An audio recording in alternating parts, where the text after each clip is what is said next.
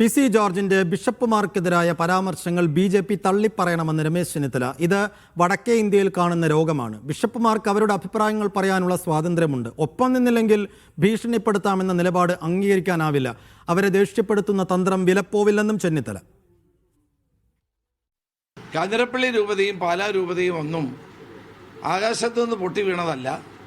അവർക്കൊക്കെ അവരുടെ അഭിപ്രായങ്ങൾ പറയാനും അവരുടെ വിശ്വാസികളെ നേർവഴിക്ക് നയിക്കാനും ഉള്ള ഉത്തരവാദിത്വമുള്ളവർ തന്നെയാണ്. ഇത് വടക്കേ ഇന്ത്യയിൽ കാണുന്ന ഒരു പ്രത്യേക രോഗമാണ്. ആ രോഗം കേരളത്തിൽ ഉണ്ടാകുക എന്ന് പറയുന്നത് നമുക്ക് അംഗീകരിച്ചു കൊടുക്കാൻ കഴിയുന്ന കാര്യമല്ല.